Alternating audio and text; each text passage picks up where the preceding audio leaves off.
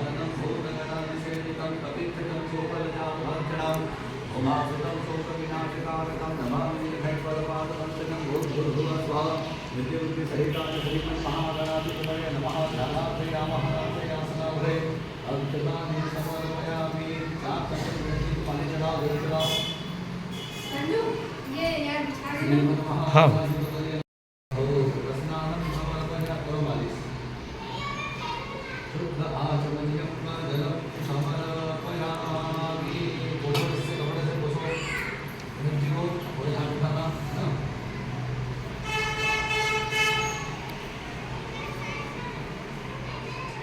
नमो गणपति नमो नमो भागे गणपति नमो नमो नमो नमो नमो नमः श्रीमन्महागणाधिपतये नमः सिंहो देवस्थानं समर्पयामि ज्योतिर्दीपं भूमिपतिलं परमं पवित्रं प्रजापतिर्य सहजं पुरस्तात् आयुष्यमन्तं सुमृतं दुर्निरोधितं नमस्ते श्रीमन्महागणाधिपतये नमः वस्त्रं समर्पयामि चन्दन अनुलेपनं चन्दन कवलेपनं भवति सुरेशना इसी समर्पयामि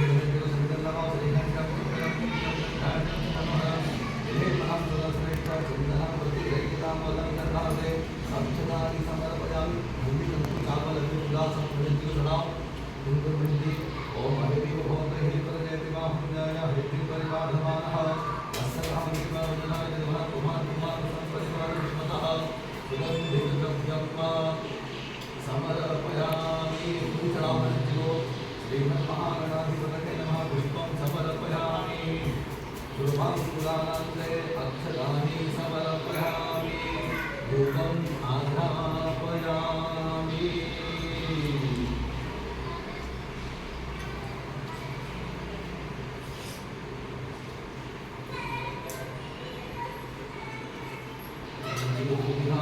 वनस्पति वसोधूपो गन्धार्योगन्धं नमः आग्रे सर्वदेवानां धूपोऽयं प्रतिगृहीतां वा श्रीमन्महागणाधिपतये नमः धूपम् आघ्रापयामि विपत्तिदर्शनरावसे चन्द्रमां सूर्यादश्चक्षुः सूर्योपदायक लोकार्थाविष्यकानिश्च महागणीतधायक श्रीमन्महागणाधिपतये नमः दीपदर्शनरावसे इहलोके सुखं भोक्त्वा चान्ते सत्यपुरं ययो।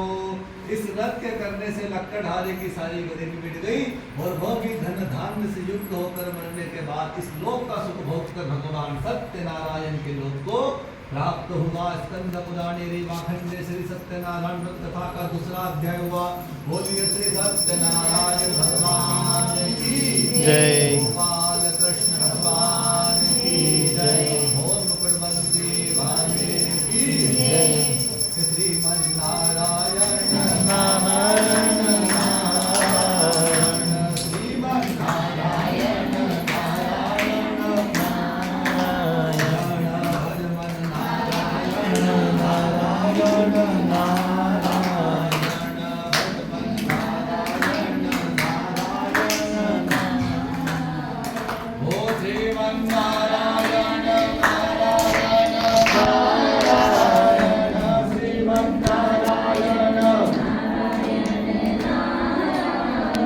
ओ श्रीमन्नारायण नारायण नारायण श्रीमन्नारायण बोलिए श्री सत्यनारायण भगवान की जय। ओम नमो भगवते सूत जी महाराज कहते ऋषियों तीसरा अध्याय ध्यान लगा करके सुनना कि प्राचीन काल में उल्कामुख नाम का एक बुद्धिमान राजा था। वह राजा सत्यवादी था, सदैव सत्य बोलता, सत्य के मार्ग पर चलता और सत्य का आचरण करता था। जितेंद्रिय था, धर्मात्मा था। प्रतिदिन मंदिरों में जाता, गरीबों को और ब्राह्मणों को धन दे करके उनके कष्टों को वह दूर करता था। उस राजा की जो पत्नी थी वह कमल के समान मुख वाली सती सुंदर साध्वी एवं पति परायणा पतिव्रता थी। अपने पति के वचन के अनुसार चलने वाली थी। एक दिन वह दोनों राजा रानी मिलकर के भद्रशिला नदी के किनारे पर भगवान श्री सत्यनारायण का व्रत एवं पूजन कर रहे थे। तभी वहां पर एक नाव चला करके साधु नाम का बनिया आया और नाव को किनारे पर ठहरा करके राजा रानी के पास जाकर के बोला कि हे राजन, आप यह भक्ति युक्त चित्त से कौन से देवता की पूजा कर रहे हो, इसको करने से क्या फल की प्राप्ति होती है, कृपया करके मुझे बताइए। तो राजा ने कहा कि हे साधु, पुत्र आदि की कामना के लिए संतान प्राप्ति के लिए अतुल तेजस्वी भगवान श्री सत्यनारायण का व्रत एवं पूजन किया जा रहा है। तो राजा के वचन को सुनकर के साधु बनिया बोला कि महाराज जी, मुझको भी इसका सारा विधान बताओ, क्योंकि मेरे घर पे भी कोई संतान नहीं है। मुझे विश्वास है कि मैं भगवान सत्यनारायण की पूजा करूंगा तो जिससे मेरे घर पे भी संतान होगी।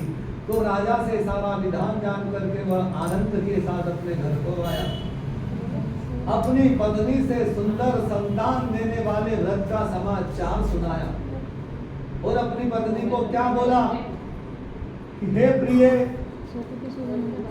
तदा व्रतम करिष्यामि यदा मे संततिर भवेत्। जब हमारे घर पे भी संतान होगी तब हम भी भगवान सत्यनारायण की पूजा करेंगे। ऐसे वचन उसने अपनी पत्नी लीलावती से कहे। तो एकस्मिन् दिवसे तस्य भार्या लीलावती सुखी भर्तृयुक्ता नंद चित्ता भवत धर्म परायणा और गर्भिणी सा भवत तस्य भार्या सत्य प्रसादतः। एक दिन भगवान सत्यनारायण की कृपा से उसकी जो लीलावती नाम की पत्नी थी वो गर्भवती हुई तथा 10वें महीने में उसको एक सुंदर कन्या का जन्म हुआ और उस कन्या का नाम कलावती रखा गया।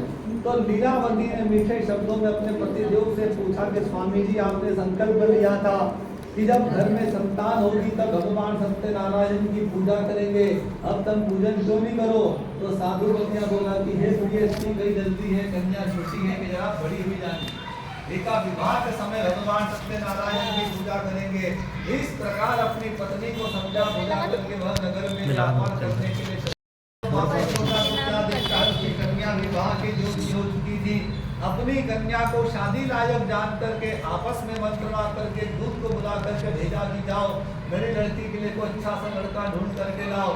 तो साधु की आज्ञा पा करके दूत कंचन नगर पहुंचा, वहां पर बड़ी खोजबीन और देखभाल करके उस लड़की के लिए सुयोग्य वणिक को ले आया।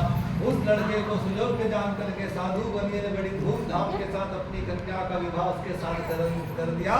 परंतु विवाह के समय भी वो भगवान सत्यनारायण की पूजा करना भूल गया, जिससे भगवान सत्यनारायण उसको रुष्ट हो गए, उसको श्राप दे दिया कि जा उसको दारू प्राप्त होगा। अब वह साधु बनिया अपने नए नए जमी को लेकर के रत्नसागु नगर में गया। वहां पर दोनों ससुर जमी राजा चंद्रकेतु के नगर में व्यापार करने लगे। एक दिन भगवान सत्यनारायण की माया से प्रेरित कोई चोर रात्रि में राजा चंद्रकेतु के धन को चुरा करके नहीं भागा जा रहा था, किंतु पीछे से राजा के दूतों को आता हुआ देख करके चोरों ने घबरा करके राजा के धन को वहीं पे चुपचाप रख दिया। जहाँ पर वे दोनों ससुर जमाई ठहरे हुए थे, जब राजा के दूतों ने उन दोनों के पास राजा के धन को रखा हुआ देखा, उन दोनों को ही चोर समझ करके पकड़कर बांध कर ले गए और प्रसन्नता पूर्वक दौड़ते हुए राजा के पास जाकर बोले कि हे राजन, यह हम लोग चोर पकड़ करके लाए, आप देखकर क्या आज्ञा दीजिए। तो राजा की आज्ञा से इनको कठिन कारावास जेल में डाल दिया गया। किसी ने भी उनकी बात नहीं सुनी, उल्टा उनका जो धन था वह सब धन भी छीन लिया। और उधर भगवान सत्यनारायण के श्राप के कारण उनकी पत्नियां भी घर पर बहुत दुखी हुई। घर पे जो धन रखा था, जो सामान रखा था, वह भी सब चोर चुरा करके ले गए। शारीरिक पीड़ा, मानसिक पीड़ा से कलावती और लीलावती दर दर भटकने लगी। एक दिन कलावती कन्या घूमते घूमते ब्राह्मण के घर पे पहुंची। वहां पर उसने भगवान सत्यनारायण की कथा सुनी और प्रसाद खाने के बाद रात्रि में अपने घर आई। तो माता ने कलावती कन्या से पूछा कि बेटी की उसकी रात तक कहाँ रुक गई थी, वह तेरे मन में क्या है। तो कलावती कन्या ने कहा कि माता जी, मैं ब्राह्मण देवता के घर पर भगवान सत्यनारायण की कथा में गई थी, वहीं पर लेट हो गई।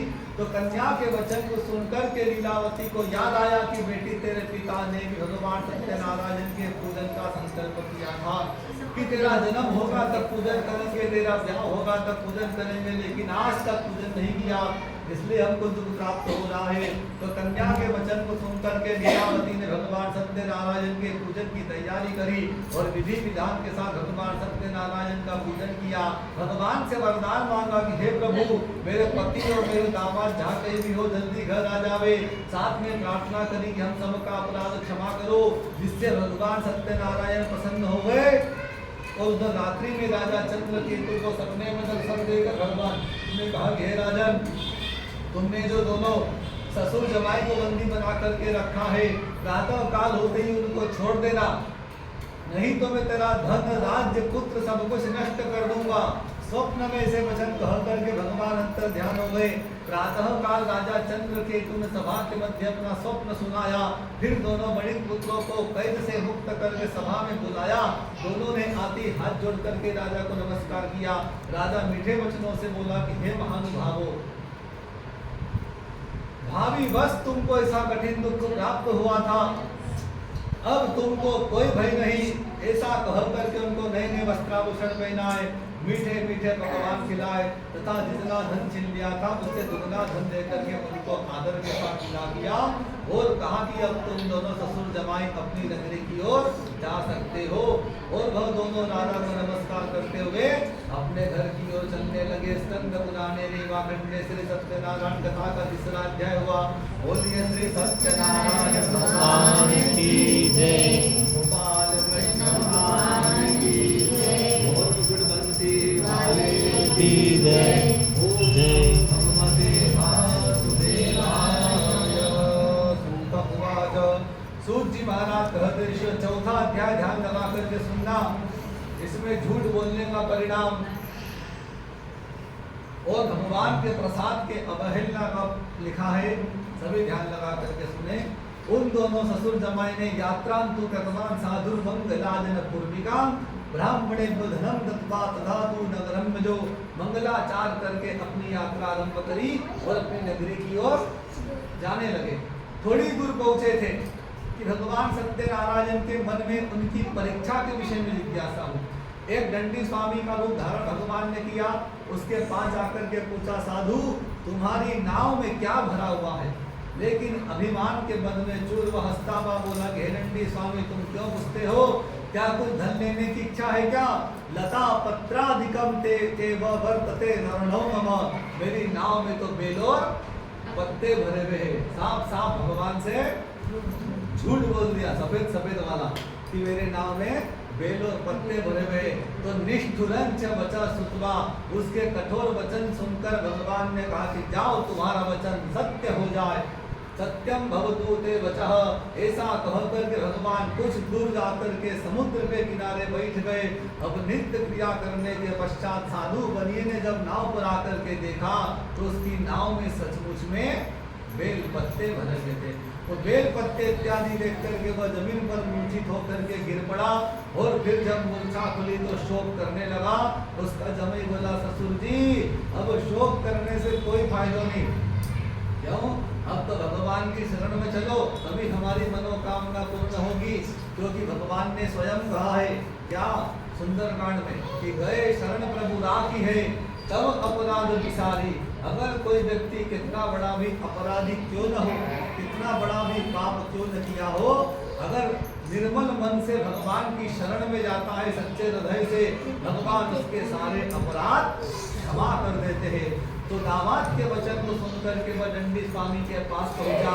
अत्यंत भक्ति भाव से नमस्कार करके बोला कि हे प्रभु, मैंने जो आपसे असत्य वचन कहे थे, जो आपसे झूठ बोला था, आप मेरे उस अपराध को क्षमा करो। भगवान ने कहा, मूर्ख, तूने मुझसे झूठ भी बोला और तू मेरी पूजा से विमुख भी हुआ है। कभी कहता है कि संतान होगी तब पूजा करूंगा, कभी कहता है कि ब्याह के समय पूजन करूंगा।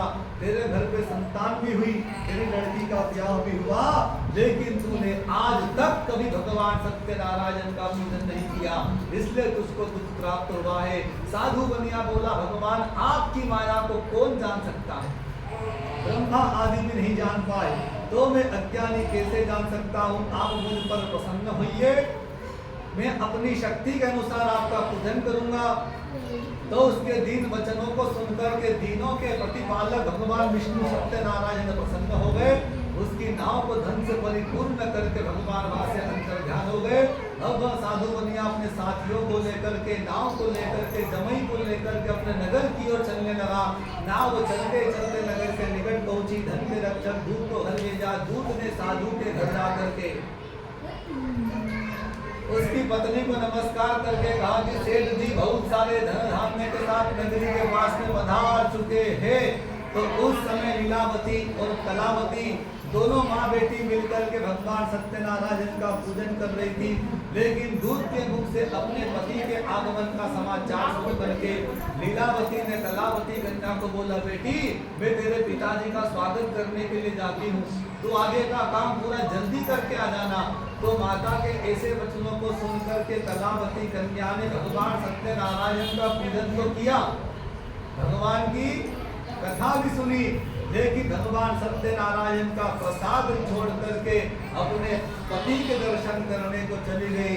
तो प्रसाद की अवज्ञा के कारण भगवान सत्यनारायण रुष्ट हो गए और उसके पति को नाव के सहित पानी में डुबो दिया। जब कलावती कन्या अपने पति को न देखती है तो जमीन पर रोती हुई गिर पड़ी और विलला पाति दुखे न, अति जोर जोर से विलाप करती हुई रोती है और क्या कहती है कि पति के बिना मेरा जीवन अधूरा है। क्यों? क्योंकि गुड़ बिनो भीको लागे सारो ही कसार और पति बिनो सुनो लागे सारो संसार। हे भगवान, आपने मुझसे मेरे पति देव को क्यों छीन लिया? क्योंकि पिया वियोग सम दुख जग नाही, पिया का वियोग नारी के लिए सबसे बड़ा दुख माना गया है, इसलिए मैं भी अब अपने प्राणों की आहुति दे दूंगी। इस प्रकार कन्या को रोता हुआ तथा नाव को डूबा हुआ देख करके साधु बनिया दुखित होकर के बोला, भगवान मुझसे या मेरे परिवार वालों से जो भी कुछ भूल हुई हो आप उसे क्षमा करो, मैं आपकी शरण में आया हूँ। तो उसके दीन वचन को सुन करके तीनों के प्रतिपालक भगवान विष्णु प्रसन्न हो गए, सत्यनारायण प्रसन्न हो गए और एक आकाशवाणी हुई कि हे साधु, तेरी कन्या मेरे प्रसाद को छोड़ करके आई है, इसलिए इसका पति अदृश्य हुआ है। यदि वो घर जाकर के पुनः प्रसाद खा करके लौटे तो इसको अपने पति के दर्शन अवश्य होंगे। ऐसी आकाशवाणी सुन करके कलावती कन्या घर पहुंची। भगवान सत्यनारायण का पूजन करके भगवान सत्यनारायण का प्रसाद खाया तो उसका पति फिर से जीवित हो गया और फिर आकर के अपने पति के दर्शन किए। उस दिन से लेकर के हर महीने की पूर्णिमा पर, हर महीने की संक्रांति पर, हर महीने के पर्वों पर साधु बनिया ने बड़ी धूमधाम के साथ, बड़ी विधि विधान के साथ सत्यनारायण का पूजन किया। तो तदरतस्य प्रभावेण धन पुत्रान्वितो भवत्, इह लोके सुखं भुक्त्वा चान्ते सत्यपुरं व्यजो। इस व्रत के प्रभाव से वो साधु बनिया अपने बंधु बांधवों के साथ मिलकर के अंत में भगवान सत्यनारायण के लोक को प्राप्त हुआ। स्कंद पुराणे रेवाखंडे श्री सत्यनारायण व्रत कथा का चौथा अध्याय हुआ। जय बोलो श्री सत्यनारायण भगवान की जय, गोपाल कृष्ण भगवान की जय, मोर मुकुटवंशी छोटो सो बिहारी बड़ो प्यारो लागे, बिहारी बड़ो प्यारो लागे, मेरो छोटो सो बिहारी बड़ो प्यारो लागे, मेरो छोटो सो बिहारी बड़ो प्यारो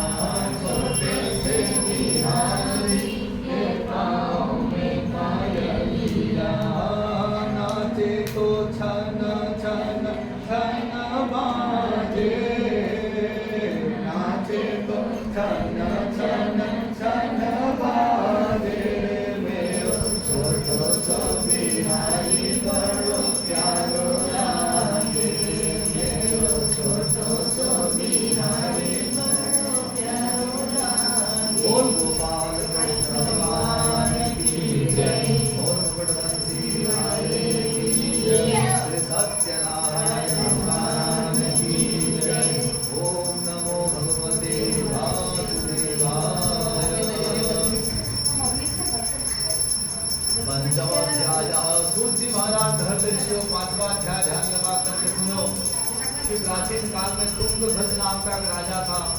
उस राजा को शिकार खेलने का बहुत शौक था। एक दिन वह शिकार खेलते खेलते घने जंगल में चला गया। बहुत सारे जंगली जानवरों को मारा तो थक गया।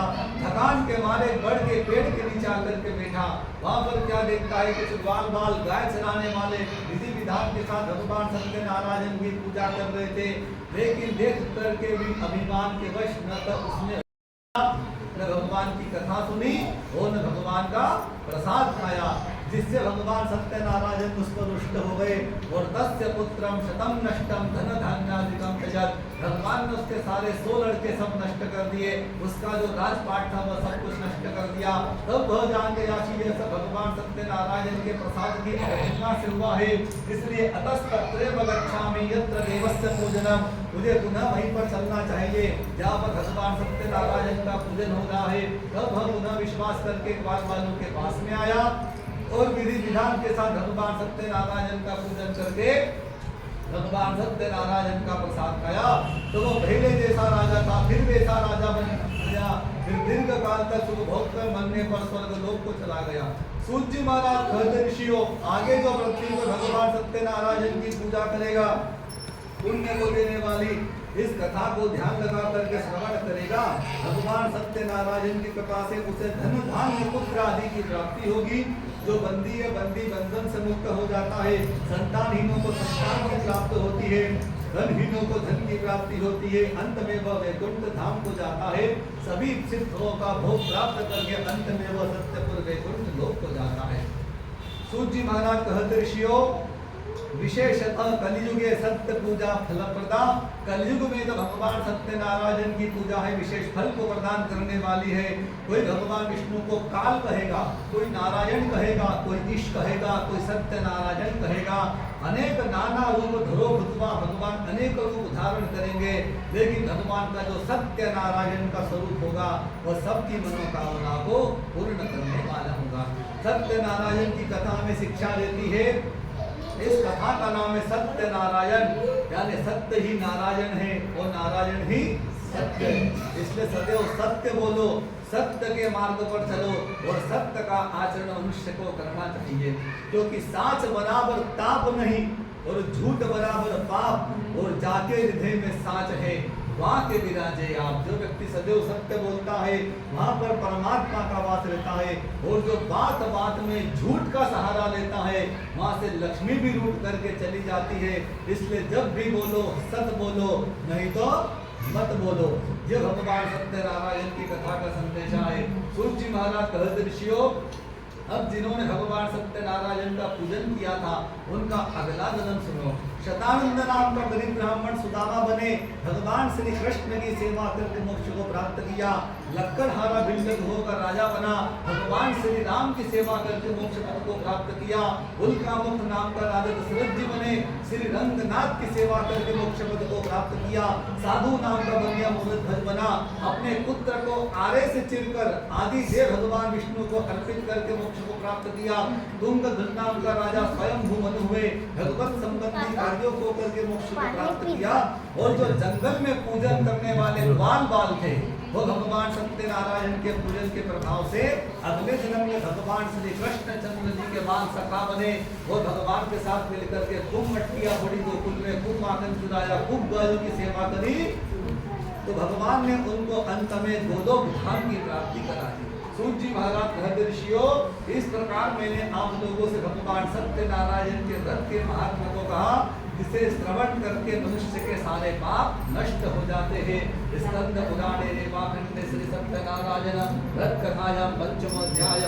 बोलिए श्री सत्यनारायण भगवान की जय, गोपाल कृष्ण भगवान की जय, और पुण्यवंशी काली की जय। अच्युतम केशवम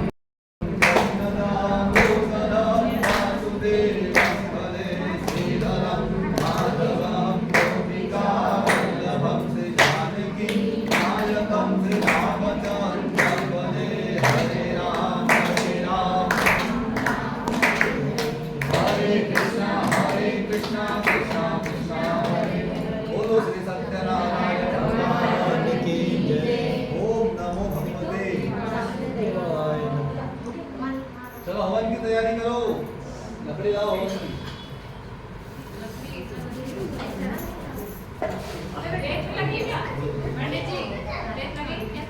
नहीं है ना, ईट है क्या? ईट 2 ईट लाओ।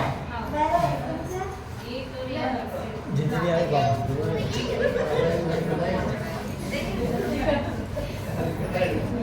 और हवन की लकड़ी में लगी लकड़ी ला।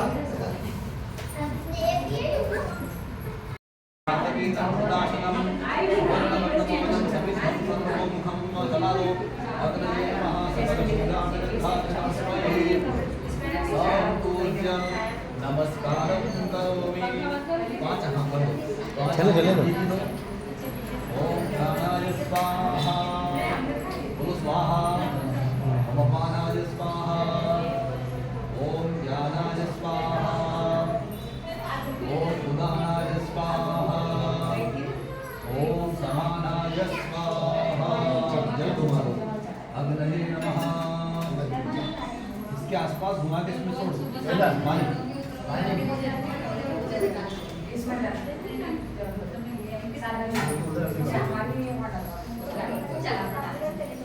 अब देखो आहुति देखो यूं देना है, 4 बार यूं करके 1 फुट टपकाना होगा। ठीक है, क्या करना? हां करो। ओम स्वाहा इदं नमः। इदं प्रजापतये नमः। ओम अग्नये नमः स्वाहा। इदं अग्नये नमः। ओम रुद्राय नमः स्वाहा। इदं रुद्राय नमः। ओम सोमाय नमः स्वाहा।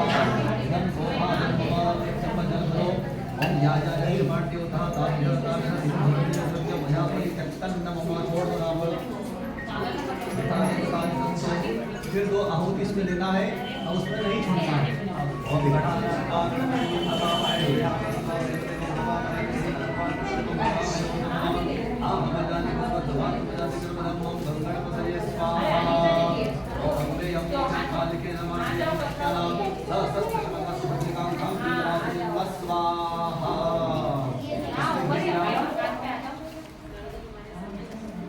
अच्छा मिला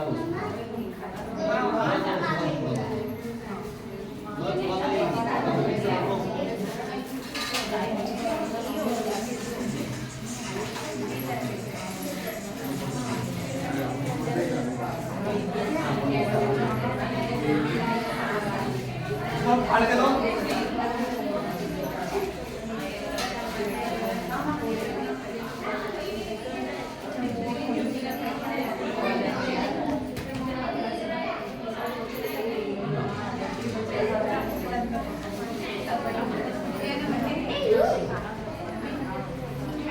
और दादा बीच की 2 उंगलियों से इसको देना है। 2 उंगली आपको हाथ लगाना है। देवान क्या कर रहा है? शावल बन रहा है क्या?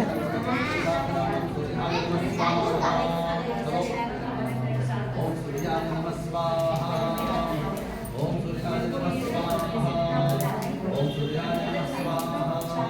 ओम दधिशंकरारं नमामि शिवं सोमं शम्भोत्पुरभूषणं। ओम सोमाय नमः स्वाहा। ओम सोमाय नमः स्वाहा।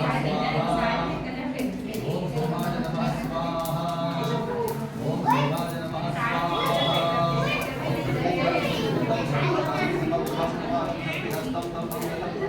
ओम सोमाय नमः स्वाहा। ओम सोमाय नमः स्वाहा। ओम सोमाय नमः स्वाहा। ओम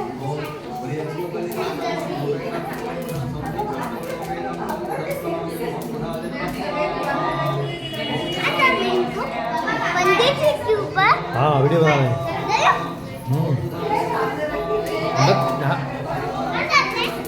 वहीं रख दो।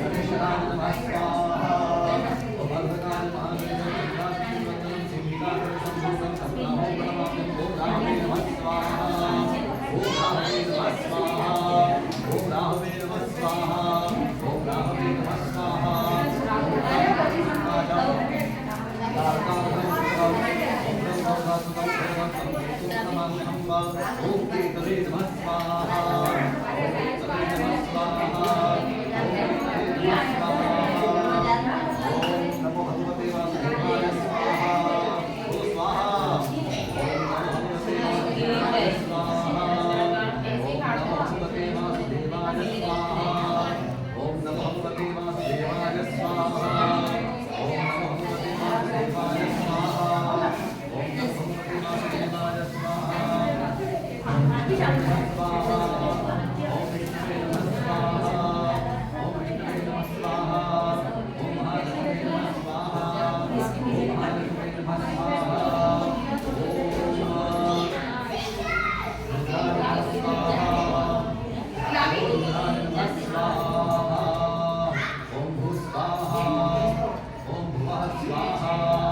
महादेवे नमः स्वाहा ओम महादेवे नमः स्वाहा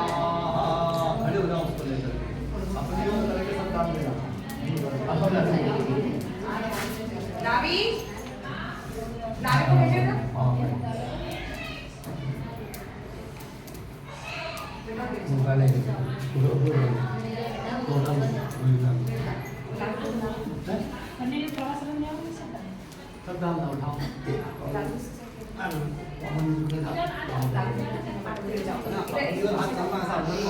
ओम अग्नये तिष्ठते स्वाहा इदम अग्नये तिष्ठते नमः वेल्ला अब देखना तकलीफ आएगी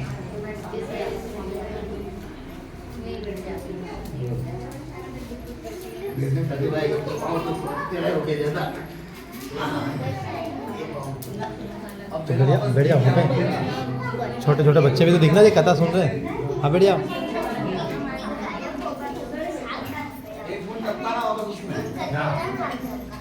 ओम भू स्वाहा इदम अग्नये नमः ओम भः स्वाहा इदम भागवे नमः ओम स्वः स्वाहा इदम सूर्याय नमः ओम तत्रो अग्ने वरुणस्य विद्वान् देवस्य हेतो अपयासि दृष्टाः जति जवति नमः शोषुचां विश्वदेवं सुसिग्नमुग्धामुभ्यस्म स्वाहा इदं अस्य वरुणाभ्यं नमः ओम सद्मन्म अग्ने भो भवति अग्निष्टस्य प्रसोदिष्टौ अवयक्तं वरुणगुरुराणुभिः नटिककुसुमपूर्णतेजः इदं अस्य वरुणाभ्यं नमः पानी पी लिया जब इसके खत्म हो जाएगा उसको उसको कुछ मत कर ये क्या बोल रहा हूँ पानी पी एक गिलास पड़े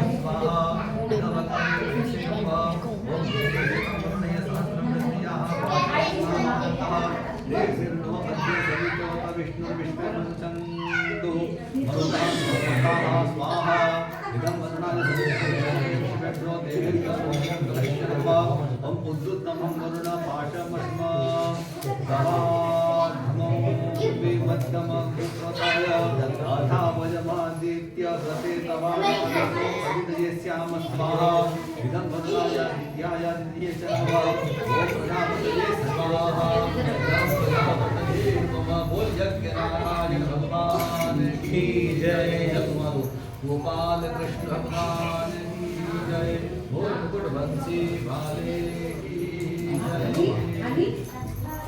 चलो भोग लाओ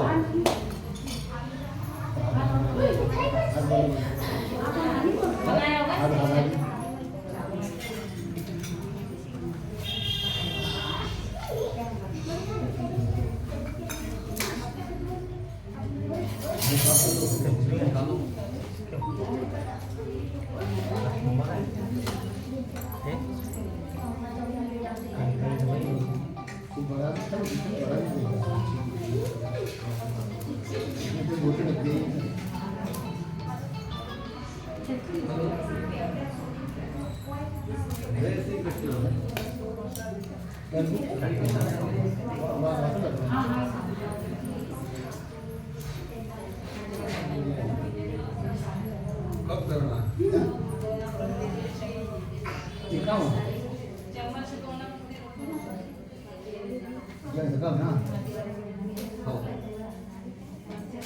जय श्री कृष्ण।